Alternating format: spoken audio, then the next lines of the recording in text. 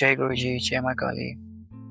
Welcome to Alien Being. So today I thought to discuss one of the subjects which I find overwhelming for most of us and which I often discuss in my reels, shorts and in videos as well. This is trauma, healing and recovery.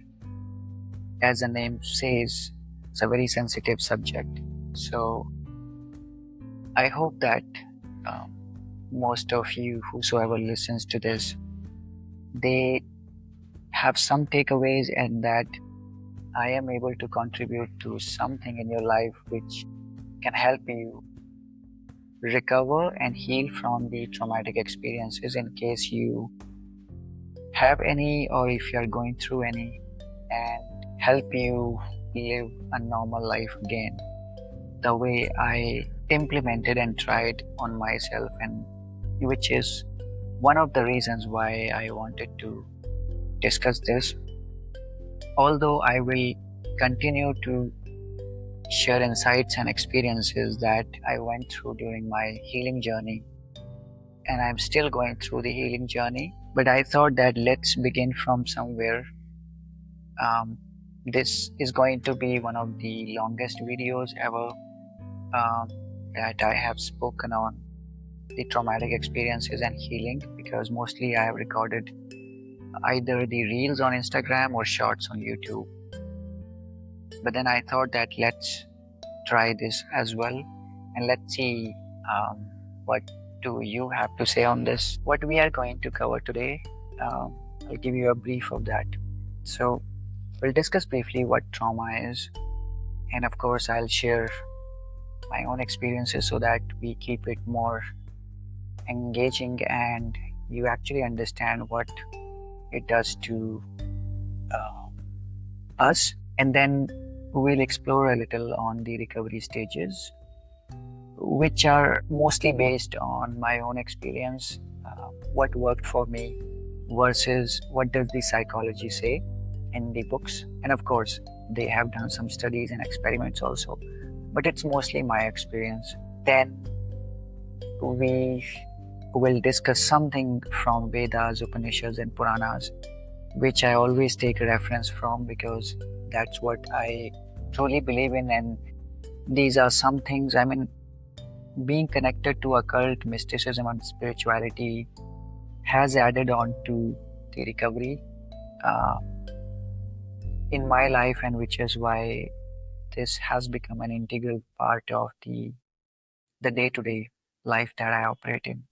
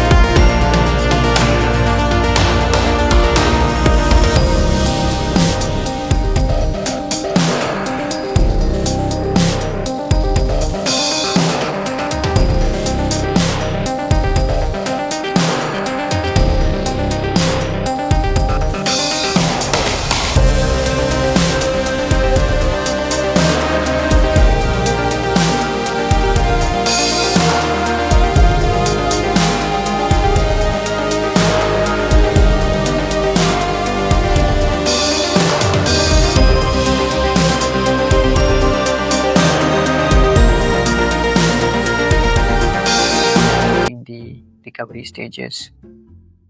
Well, the journey through recovery appears to have stages, though it's not a straight line.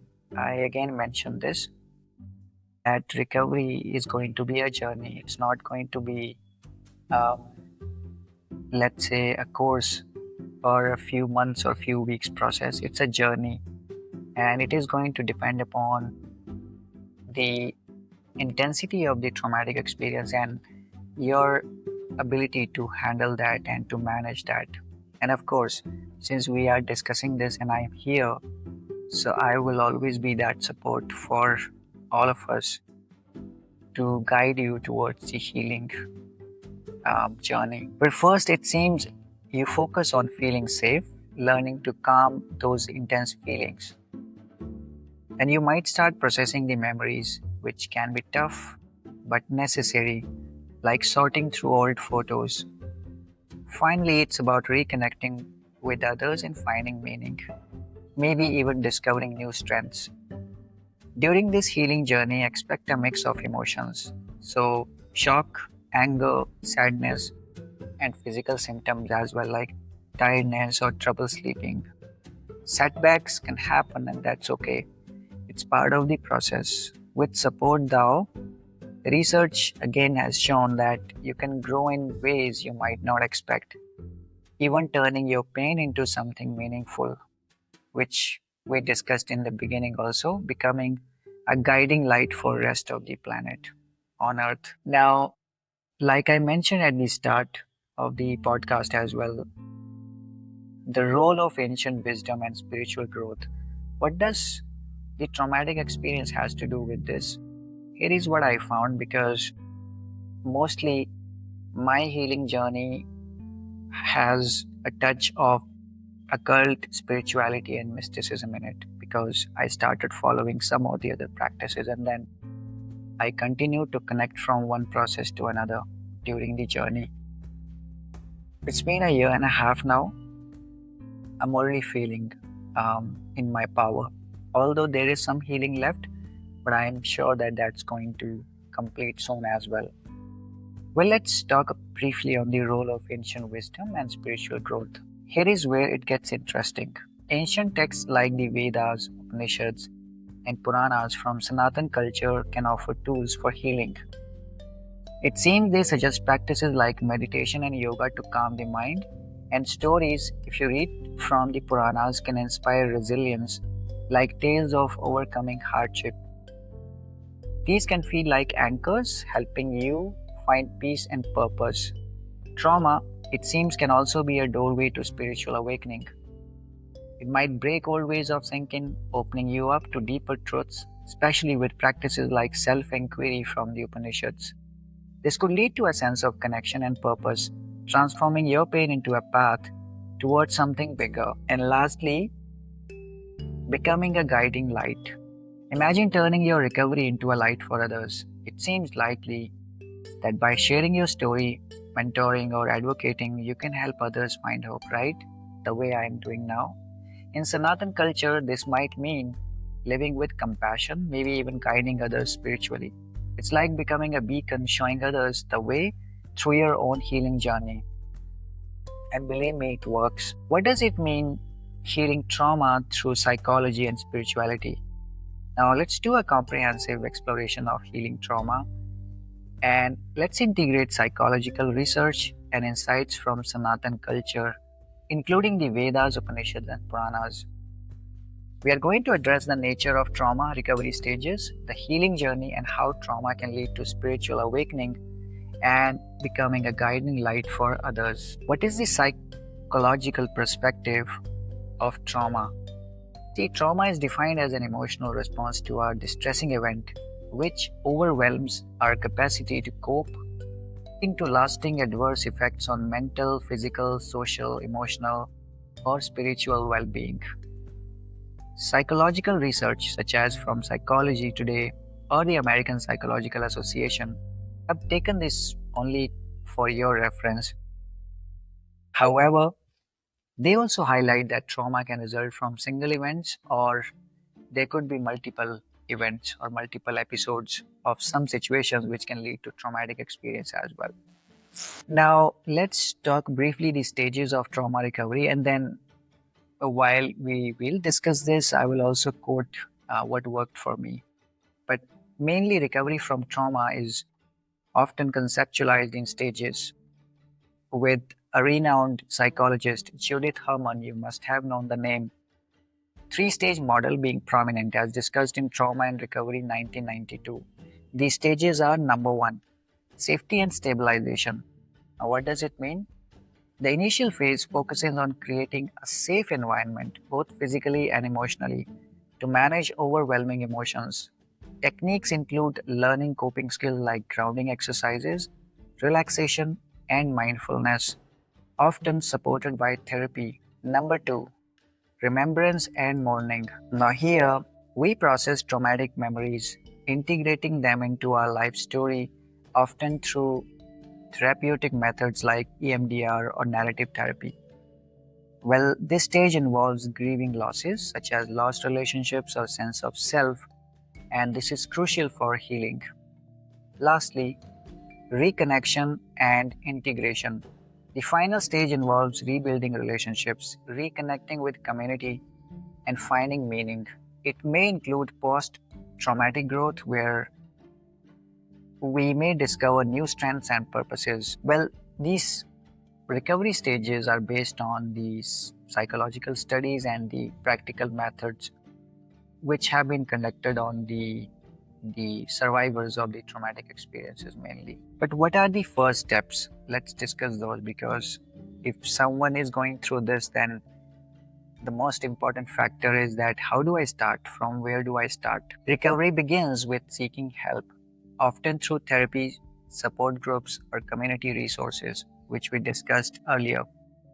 Establishing safety is key because trauma can leave us feeling unsafe in our bodies and relationships. Therapists help develop coping skills such as mindfulness or deep breathing and build support networks, as highlighted in the Healthline's Trauma Recovery Guide as well.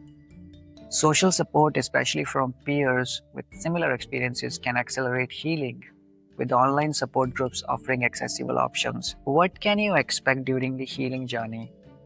Well, the healing journey involves a range of emotional, psychological, and physical reactions. Initially, you may experience shock, disbelief, or numbness, followed by intense emotions like anger, sadness, fear, guilt, anxiety. There could be physical symptoms as well, such as fatigue, insomnia, hyperarousal, or migraines are common. But then, difficulty concentrating or intrusive thoughts and behavioral shifts, such as withdrawal or substance use, this may also occur. Over time, with support, these symptoms can subside, but triggers like anniversaries or reminders can cause setbacks.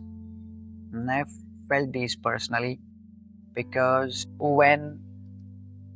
every time I try to focus on the life ahead, and then um, I started the mindfulness activities. I also connected with my counselor and psychologist for good 6 to 8 months. Along with that, in parallel, I started the diving deep into occult practices. So I started with Reiki. I was connected with tarot as well, and then after learning Reiki, I started healing myself. The only reason why I wanted to learn the energy healing was that there was so much of pain deep down that I only wanted to come out of that. And the only way was um, that I find something, maybe a magic or something, that can help me recover from the shock and the pain, the acute pain, and the acute feelings deep down in my belly and stomach. I don't know what kind of feelings those were, because every day and every second I prayed to God that, God, please do not give these feelings even to my enemy. Now you could imagine what kind of pain one could face and handle during these traumatic experiences. This is unbearable and unimaginable. Every day when I went through those flashbacks or withdrawal stages, I used to go down and then I used to walk.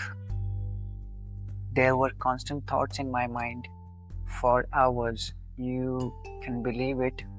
I used to walk for 2 to 3 hours only thinking something or the other. What did I do wrong? Why did it happen to me? I had all the best intentions on my mind.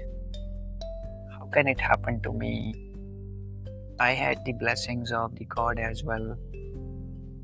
I always had the best of the intentions. I always wanted to take it forward.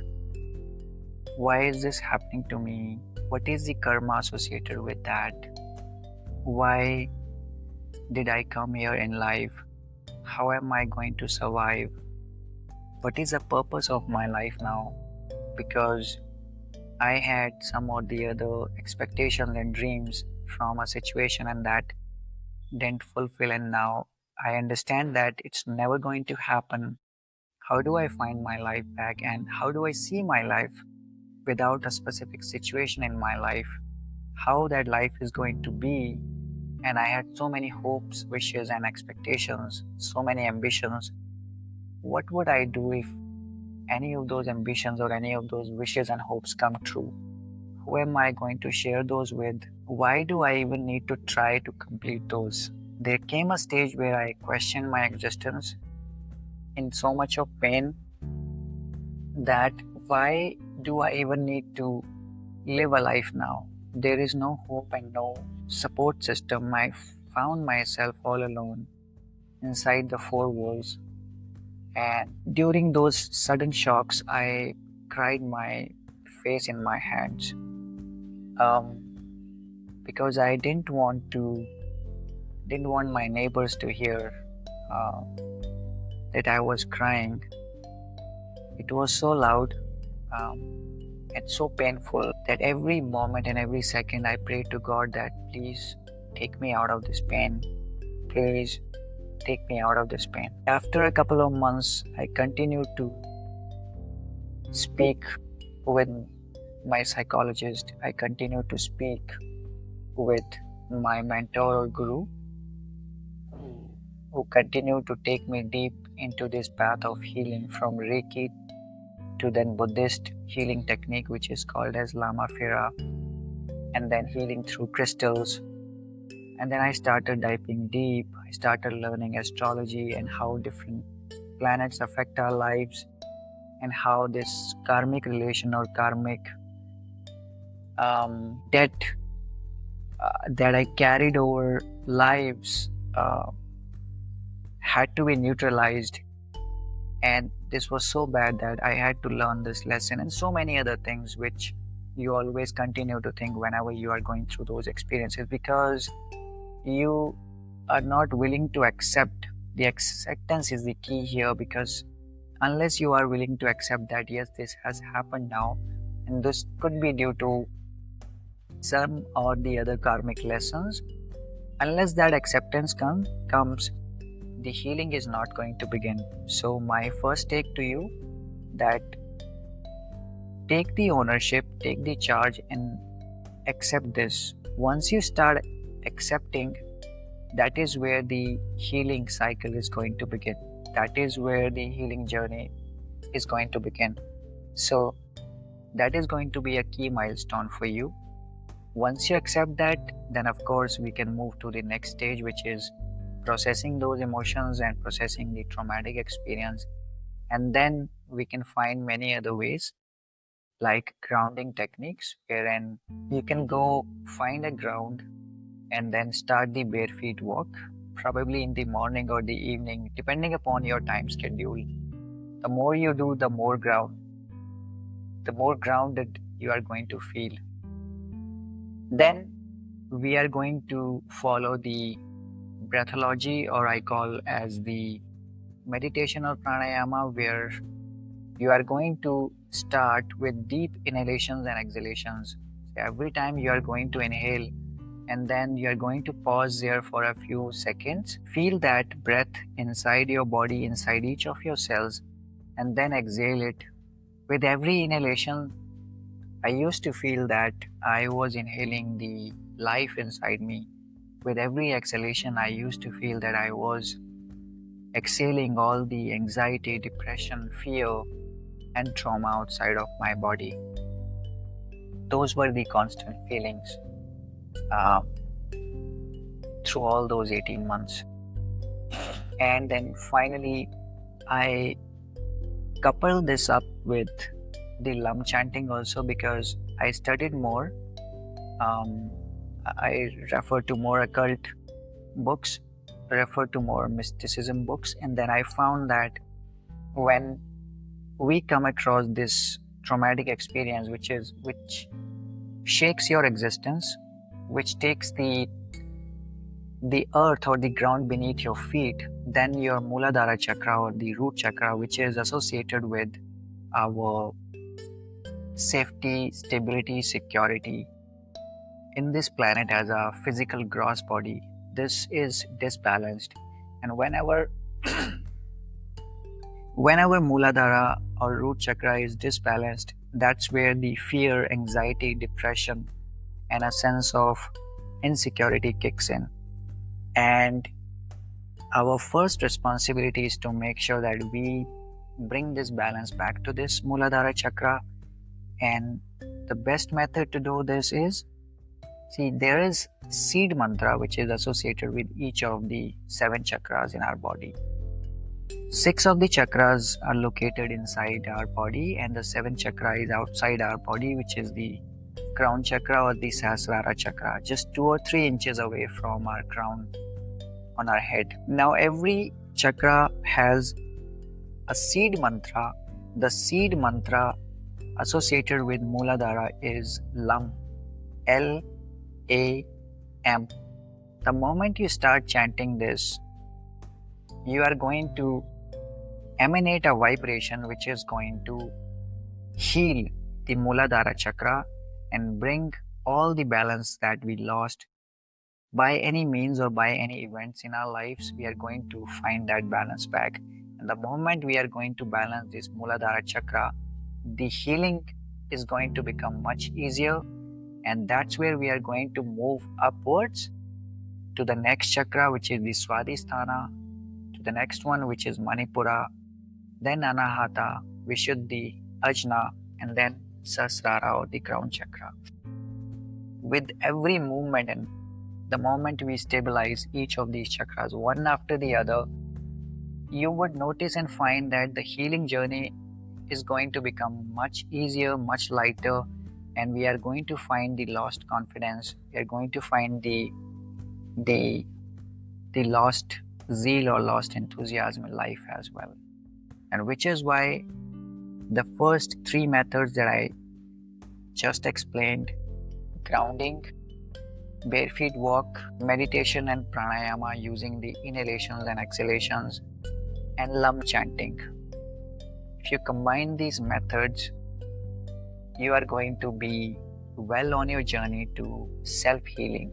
You may need some or the other support groups, and this is a time where you can reach out to your close friends. If you have a brother or sister, if you have any other family member whom you trust the most, who could be that shoulder, who could be that ear,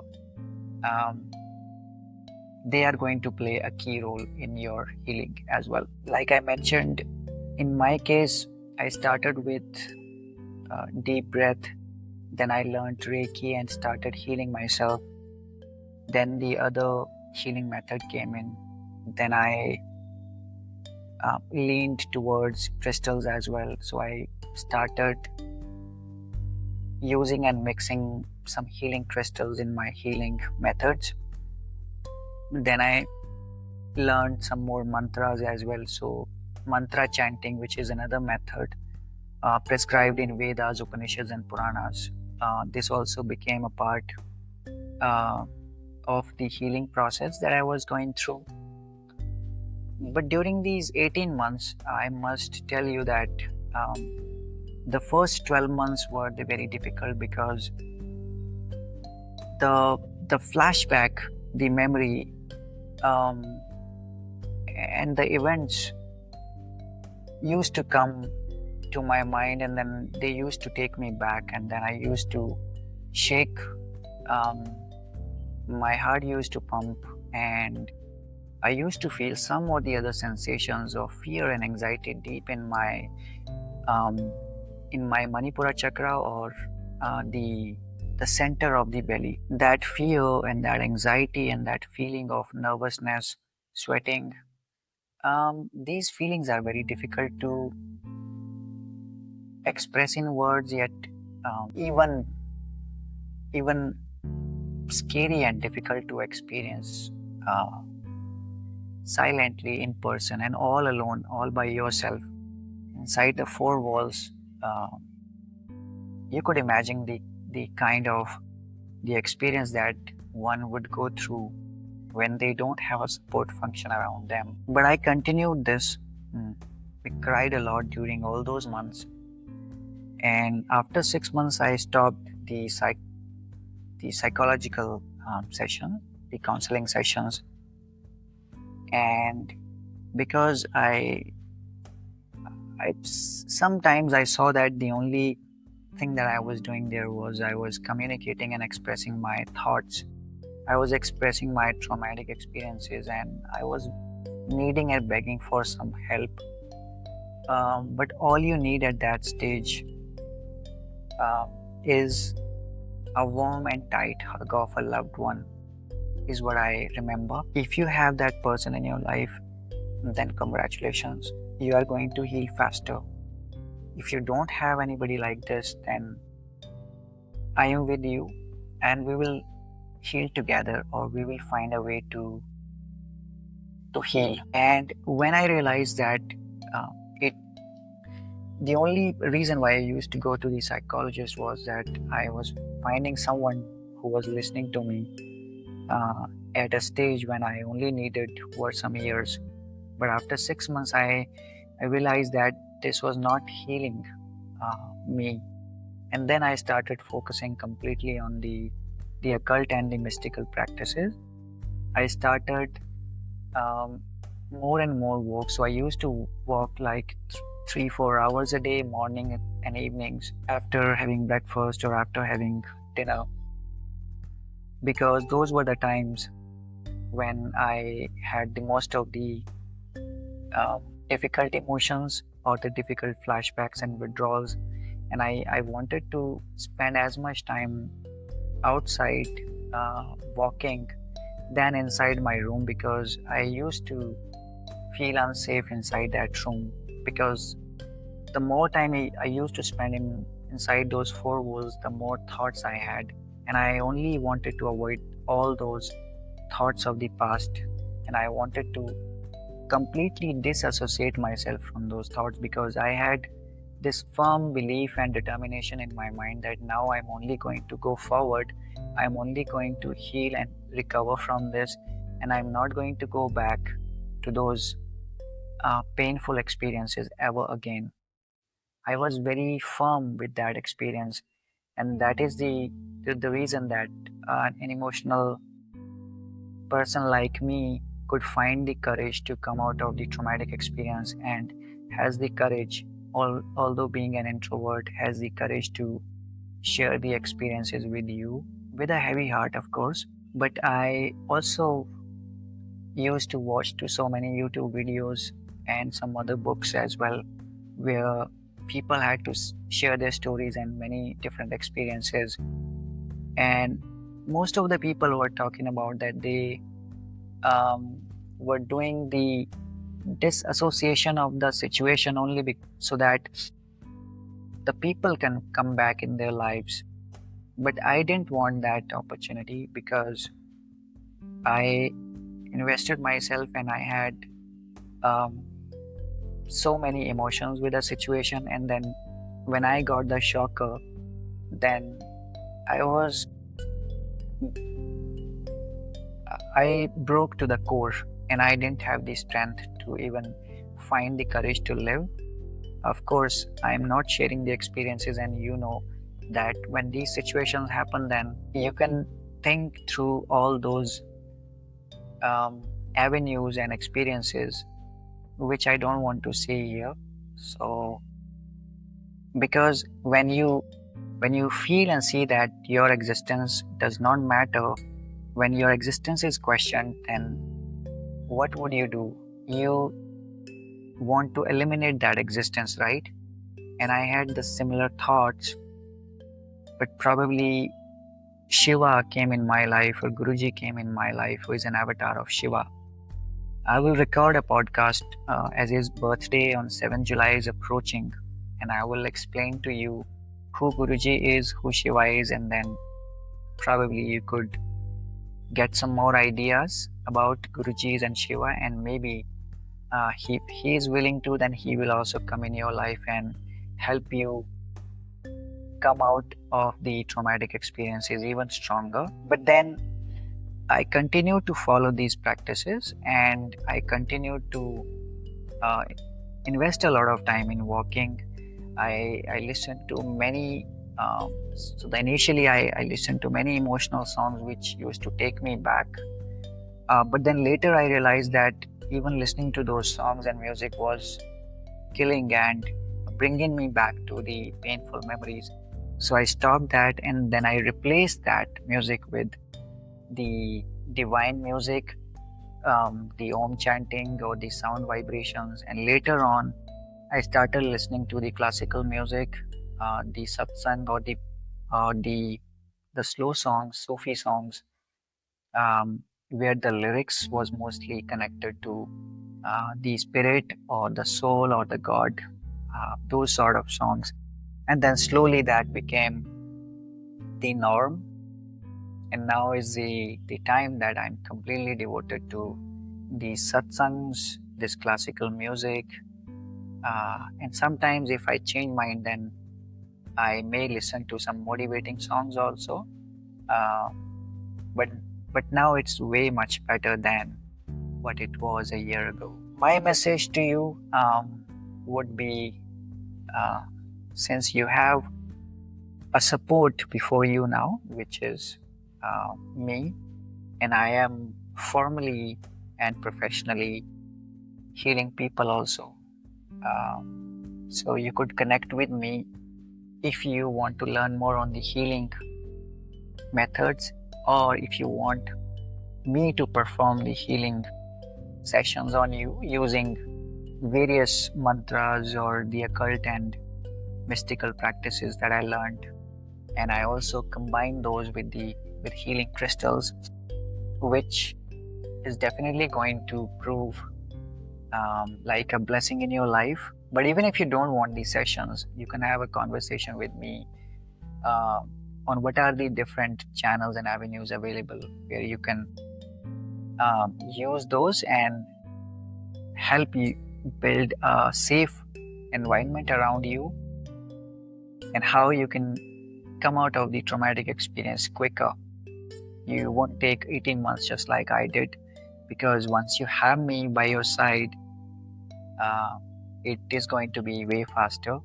And then slowly and steadily, we are going to build a community which is going to focus on these cases, and which is going to focus on making this planet a better world, more aware, more awakened, and where these traumatic experiences, I will not say that will cease to exist, because it's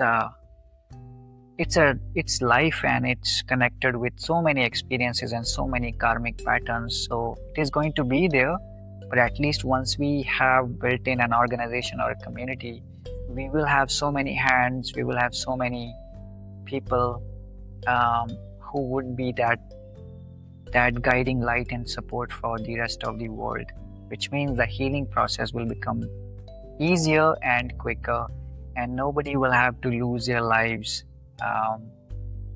being ignorant or being not knowing the right processes to come out of the traumatic experiences from. Now, I mentioned in the beginning that there is some role of Vedas, Upanishads, and the Sanatan culture to play here. What that is? Well, the Sanatan culture has various texts like the Vedas, Upanishads, and Puranas. They offer holistic healing frameworks. Vedic psychology views trauma as a conscious disruption with practices like meditation, yoga, and mantra chanting, restoring balance. And I already shared my experiences of these practices with you. The Upanishads emphasize self inquiry, realizing the Atma or the soul, aiding transcendence, as seen in essence of Pranava discussions. While Puranas, on the other hand, with stories like Prahlad's resilience, provides metaphors for integrating trauma and reconnecting with values and sanskara, means impressions, which also relate to traumatic memories. But those can be addressed again through meditation. Now, trauma as a pathway to spiritual awakening. Trauma can catalyze spiritual awakening, breaking old patterns and opening deeper understanding. Research states and shows that depression and despair trigger 18% of spiritual experiences. In Sanatan culture, this aligns with moksha, where suffering leads to liberation, facilitated by meditation and self-inquiry. While there are some personal experiences which were shared by some of the survivors, and they show trauma revealing suppressed memories, leading to healing and spiritual insights, with practices aiding transcendence. And how can we transform into a guiding light? You listen to my experience. Post recovery, we can become guides, using insights to inspire others. Domestic shelters note survivors may mentor or advocate, redefining themselves beyond trauma. In Sanatan culture, this could mean spiritual leadership. Teaching resilience as per trauma is a spiritual path. Sharing stories offer help, hope, and research also shows that personal healing can be turned into collective growth because it fosters a ripple effect of inspiration. Before we wrap this up, let's conclude and let's integrate. Healing trauma integrates psychological and spiritual dimensions, with recovery stages providing structure supported by therapy and ancient wisdom. Vedas, Upanishads, and Puranas offer practices for balance and meaning, while trauma can spark awakening, leading to guiding roles. This journey, though challenging, transforms survivors into beacons, and there is an evidence of that. Before I conclude this, I'll quickly chart this out, and I'll also share the descriptions and the tables with you. The summary of trauma recovery stages and the practices that I followed. Number one stage is the safety and stabilization. What does it mean? It means creating a safe environment and manage emotions. What are the psychological practices associated with this? Well, therapy, grounding, and mindfulness. And what does the Sanatan culture say? You can meditate, you can do and practice yoga, and you can practice mantra chanting also. The second stage is the remembrance and mourning. What does it mean? It means how to process memories and grieve losses. What are the psychological practices associated with that? Well, the main is the narrative therapy, and some practitioners also follow the EMDR method. However, what does the Sanatan culture say? Self-inquiry, question yourself, storytelling as per Vedas and Puranas. Lastly, reconnection and integration. What does it mean? It means how to rebuild the relationships and how to find meaning in life again. What are the psychological practices? Well, you can find support groups or group therapy can help in this. And what does the Sanatan culture say? Dharma, doing the right thing for the welfare of the mankind, and community engagement. There is another one which is an optional, and I personally added this, which is the empowerment, which means not only coming out of the traumatic experience, but then become a warrior and thrive and then help others. And how we can do that from a psychological perspective? Let's be an advocate and mentor to the people, and let's be spiritual leaders. Let's teach and let's mentor and be the guiding light for the humanity or whosoever this is needed for. Well, these are the takeaways from this session today while I wrap this up. That it's going to be difficult, number one. Number two, it's not a linear journey. Number three, you cannot complete it in a few months. It is going to take time and it is going to demand resilience and a lot of courage from you. Number 4, it is going to become easier if you have these support groups or communities around you, because I didn't have any.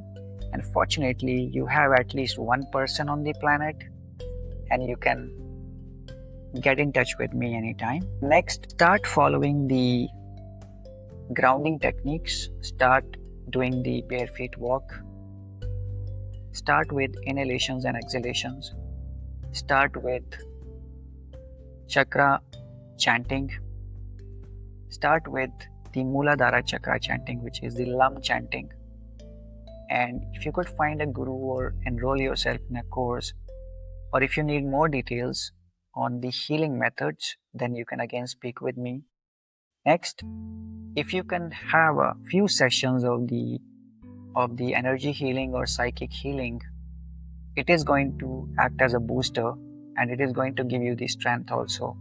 Next, find a counselor or a mentor where you can have you can share your experiences and you can share how you are feeling while you are coming out of the traumatic experience. And then probably the counselor may have an idea or may know better on what support they can provide to you, or at least if you have somebody who can listen to you, that's also going to be a huge help and huge support during your journey to come out of the traumatic experience. Remember, it's only if you see life as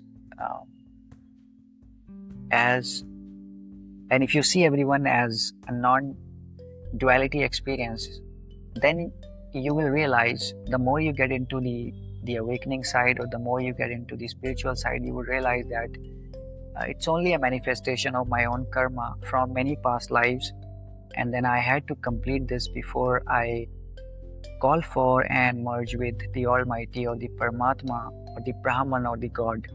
Once you realize that life is non-dual and all of us are connected, and once we leave this physical and gross body, everyone and everything is connected, then that is going to give you a push to start the spiritual awakening and to help you recover quicker and faster.